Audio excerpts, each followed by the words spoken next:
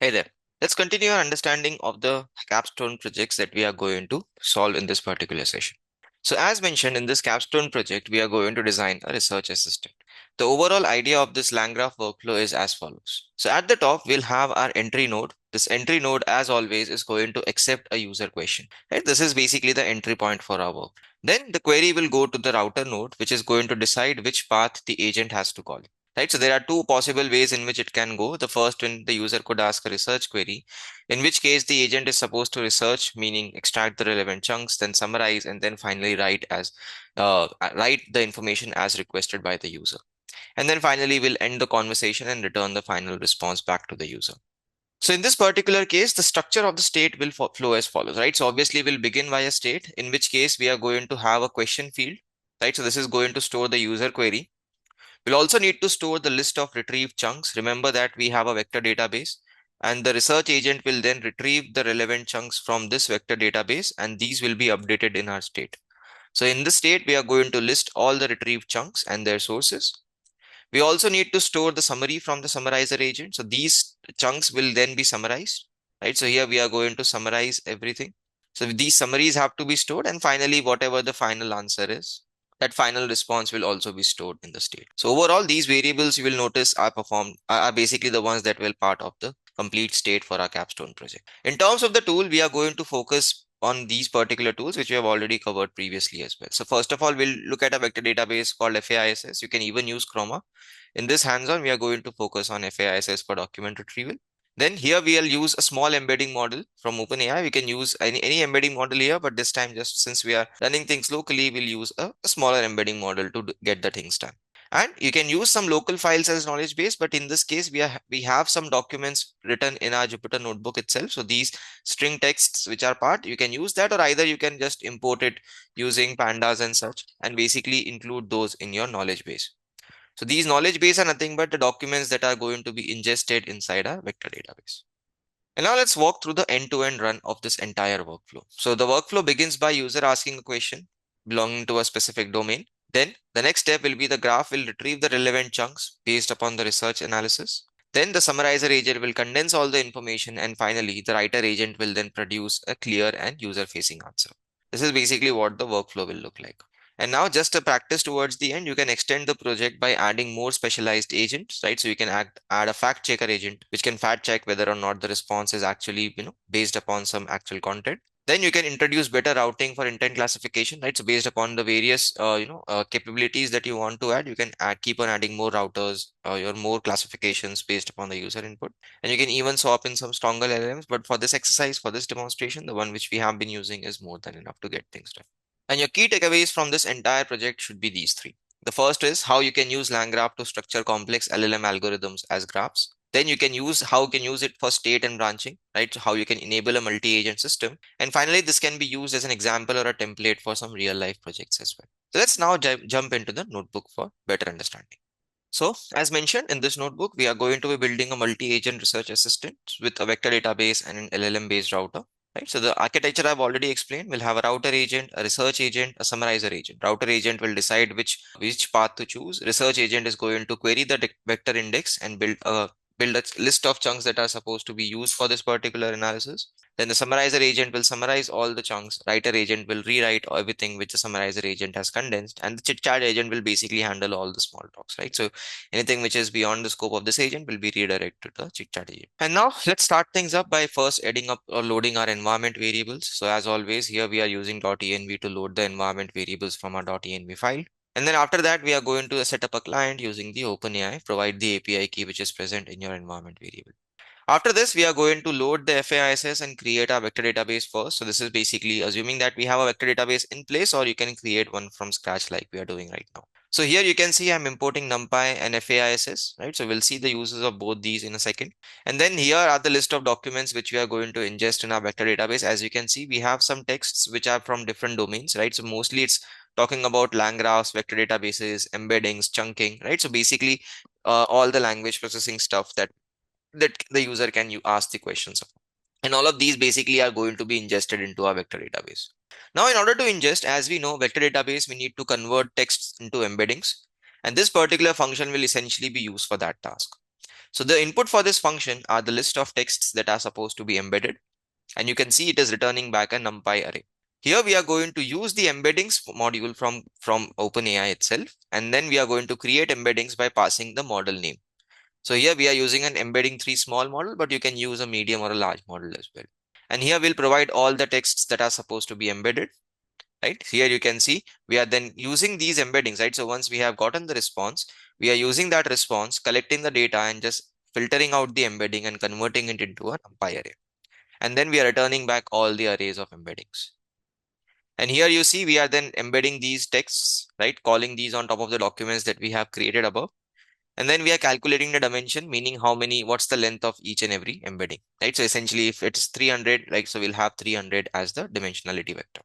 And then now it's time to ingest our document into FAISS. So before ingesting, since we need to use cosine similarity to calculate how similar a document embedding is to a query embedding, we need to normalize these embeddings before ingestion so that it can easily calculate cosine similarity on top of it. For normalization, we are using this normalized L2 from FAISS, which is nothing but an L2 normalization of the vector. Now, what L2 normalization does, let me give you a quick overview of that.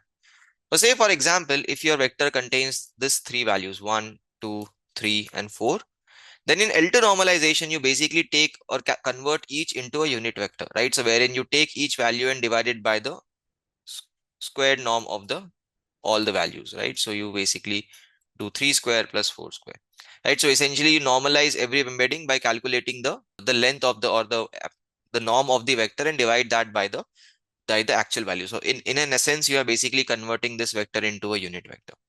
And that's what this particular function does, which is normalize L2. And we are doing this for each and every embedding that we have created so that all embeddings are now L2 normalized. Then we are going to ingest these using index flat IP. So this is basically like an inner product. So IP stands for inner product, wherein it is going to calculate the inner product between all the embeddings, every single pair of embeddings, and it is going to basically be a flat index. And then all the documents are added, right? So here you can see we are basically adding all the document embeddings. And now this basically creates our index. Now our index is ready with all the document embeddings. And then we have a helper function which allows us to retrieve the matching documents. So what you see here is basically the input is a query. And also we have how many search or how many matching results we need to return. So K indicates the number of match we need to find. So here we have hard coded it at 3, but you can increase or decrease it as per your requirement.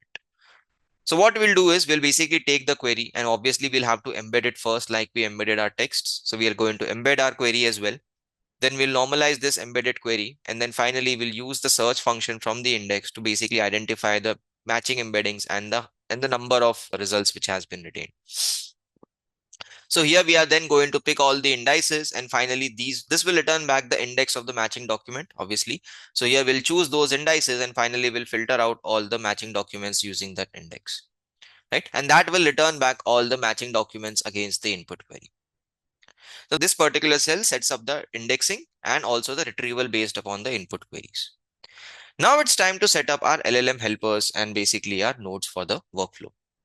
So first of all, we are going to start with a function which will help us to summarize the answers with an LLM. Obviously, based upon the retrieved chunks, we need to use a summarizer agent to summarize all the information. So that's why this function will come into play later on. So here we'll take all the chunks that the retriever has retrieved, and then we'll combine everything together into a single string. And then we'll use GPT-4o Mini to summarize this information. So you can see here we have set up a system role wherein we are telling the model how it's supposed to behave. As you can read, we are saying this particular model to behave like a research summarizer. It will get some snippets of text and it needs to produce a clear summary in 3 to 5 sentences. Then we are setting up the input user, right? So then we are telling the model this is what the input from the user is, and here this will contain all the text that the chunks are present in. And then finally, it will return back whatever content has been summarized by the model. In a similar way, there is another helper function which will take in the question and the summary, and it will return back the improved answer based upon the user question. So what we will do is whatever the condensed information is, we'll take that condensed information and restructure it based upon the user question. So again, we are taking help from GPT-4o Mini. This time the role of the model is a little bit different. So here this is a research assistant, and here we have provided it the summary, and the model has to provide concise and clear answer based upon the user question. And then you can see here in the content, we are providing the actual question and the summary of the relevant info. And the model is then supposed to write a clear answer for the user based upon the input context. So both of these functions will now be used to define our nodes. Before that, here is a state which we talked about. So in the state, we have the user query, which is the actual question, the list of messages. Now, all the messages that are part of the current conversation stack. This route will indicate which is basically where we have to route next. So do we have to route to the research agent, or do we have to route to the chit chat agent?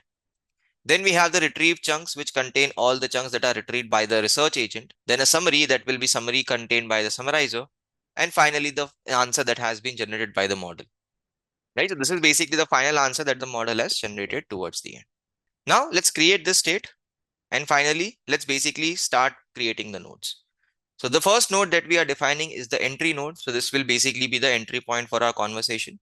So as you can see, we are taking the messages, we are appending the new user query, and finally updating the state with the updated message queue. Then the router agent will then decide based upon the message where it needs to route. So here we are basically creating the prompt inside this, but you can even create a helper function for this. That doesn't matter. But the core idea here is we provide the context to the model. Here, this model is supposed to be working as a router. It has two options. It can either route to a research agent or a chit chat agent. So based on the user question, it's supposed to return back either route or either a route, which will basically research or chit chat, and the reason behind that. So why it is basically saying that it's routing to a research agent or a chit chat agent. And then again, taking help from GPT-4o Mini, we are providing the content that the user is supposed to, solve here, right? So this is basically the system role. And finally, we have the content, which is the prompt, which we have created above. And then we'll essentially return back the route, right? So here we'll update the messages and update the route, which is decided by a router agent. Then comes the research agent, which is going to perform the research. So here it is going to use the vector DDB retrieval, provide the query, retrieve the information, append it to the message, saying that, okay, these are the entities which we have retrieved. And then here we'll update every single chunk in our messages queue as well, right? So retrieve chunk and the messages are also appended. Then the summarizer agent will then take all of this chunk, summarize it using the function which we have defined above, which is going to summarize with LLM. Messages will be appended and everything will be updated as such, and the writer agent will simply condense all the information. So here we are using that generate answer with LLM helper function, which we have defined above. And last but not the least, we have the chit chat agent, which is going to handle the usual queries without hitting the vector database. So in this case, we are not calling any agent, but we are just letting the model know that, okay, user know that this is basically beyond the scope of this. It's supposed to it's meant to do something else, right? So we are not calling any LLM here, but yeah, just keeping it simple over here. And after our nodes are created, now it's time to wire it up in a LangGraph workflow. So here we are again using a state-based graph. So here we are providing the state, adding all the nodes first, and after that we are setting up our entry point. Then we add the edges. So first is a deterministic edge between entry and the router. And then beyond that, we are basically using conditional checks. So after the router agent has responded, if the state is telling to route to research agent, then we are going to route to the research agent, else we are going to route to the chat agent. So hence you can see we have added a conditional edge from router. Beyond, if from router, we are basically either routing to research or chit chat based upon the response received. And then an edge from research to summarizer, because again, that's deterministic. Again, from summarizer to a writer, because that's again deterministic. And finally, ending the conversation after writer. And same, ending the conversation after chit chat, because nothing goes beyond that particular endpoint. Then we'll compile everything and see what the updated apps looks like. And as you can see, this is what our graph is. So entry point, router will decide where to route. And then based on that, we have a few agents which are going to sequentially process the information, and the chat agent also is there in order to handle any non-research based queries. And then finally, the workflow ends after that. So here you can see we have three questions that are supposed to be answered. So first one is basically about LangGraph. Second one is about chunks. Third one is a general query, and fourth one again is a pretty general query, right? So it's nothing specific about any LangGraph or anything else. So let's iterate through every single query and see what the answers are looking like. So for each and every query, we are going to essentially set up a state, right? This will initialize the state. We'll take the result by invoking our workflow, and then we'll iterate through every single message and print what the final route was and what the final answer is. So as you can see, for the first workflow, for the first query, which was explain LangGraph and how it relates to vector databases. So the router decided to route to the research agent, which is the right answer. And then the research agent then condensed. So here, first of all, we identified all of these as the matching information from the vector database. So all of these three are talking about LangGraph and Lag pipelines. Then the summarizer agent then summarized everything as we expected it. And finally, the writer agent produced the answer, which is basically based on the user question. Same way, the next question, how should I chunk documents for rack system? Again, the router agent decided to route to a research agent. Here again, we identified the matching documents, summarizer then summarized the information, and writer then wrote it as per the user question. But then you will notice for the last two queries, these are not specific to any research, but rather they are normal questions. So here, router decided to route it to chit chat, not to a research agent, which basically completes our expected workflow. Now, as we mentioned, there are a couple of exercises for you towards the end, wherein you can actually, replace the documents with some of your actual documents or load an actual vector database that you have available. You can inspect your routing behavior better, add more assistance, or even add more routes based upon tools, right? So you can add some more tools in between, which you can call based on the router agent and invoke that particular node as and when required. But I hope this entire series has been helpful for you in order to give you a kickstart in understanding your LangGraph journey. I'll hope to see you again soon. Thank you very much.